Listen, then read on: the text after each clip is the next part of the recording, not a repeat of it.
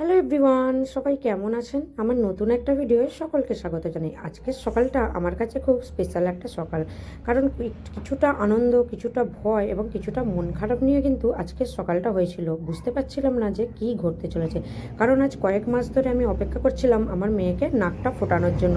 তো আজকে সেই দিন, যখনই ডাকি তখনই ফুজলে ফুজলে পালিয়ে যায়। তো আজকে যেহেতু ওর বাবা ঘরে আছে, তাই আমি ভাবলাম না, আজকের সময়টা আর মিস করা যাবে না। সেই জন্য ওর বাবা কিন্তু হাত ধরে নিয়ে আসছিল। ও কিন্তু প্রথমে খুব হেসে হেসেই আসছিল, এসে বেশ পাপার কোলে বসেছিল। আমি আবার জিজ্ঞাসা করছিলাম, কী রে, ভয় পাচ্ছে? ও কিন্তু বলছিল সাহসের সাথে না। তো চলুন এবার কি হয় দেখুন।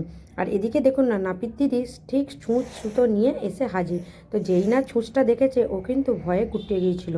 প্রত্যেক বাবা মারই কিন্তু এই দিনটার জন্য খুবই একটা মনে, নাক কান ফোটানোটা যেন একটা প্রত্যেক মায়ের কাছে চাপের ব্যাপার, কারণ বাবা সবসময় বাইরে থাকে, এদের ঝামেলাগুলো মায়েদেরই বেশি নিতে হয়। তাই মায়েদেরই উচিত সময় মতো যাতে মেয়ের সব কিছু জিনিস পায় বা সব কিছু দায়িত্ব কর্তব্য বোধ পালন করা যায়, সেটাই কিন্তু মায়ের চেষ্টা করা উচিত। তো আমিও কিন্তু সময় মতো কানটাও ফুটিয়ে দিয়েছিলাম, এবং এবছর ভাবলাম না, এর পরের বছর গেলে কিন্তু নাকের পাতাটা অনেক মোটা হয়ে যাবে, সেক্ষেত্রে ওর কষ্টটা কিন্তু অনেক বেশি হবে, সেই জন্য এবছরই দিতে হবে।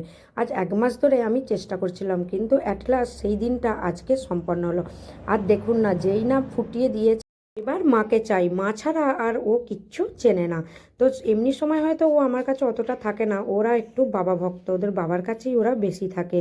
তো এক্ষেত্রে কিন্তু কষ্ট পেয়েছে যেহেতু, অমনি আমার কোলে চলে এসেছে। তারপর দেখুন, বাবা এসে নিয়ে ওকে কোলে করে নিয়ে বাড়ি এসেছে। মুখটা শুধু দেখুন, একটা নাক ফোটানোর পর একটা মেয়ের সৌন্দর্য আলাদা ছিল, কিন্তু নাকটা যেই ফোটানো হয়ে গেল, তাতে কিন্তু তার সৌন্দর্যটা আবার পাল্টে গেল।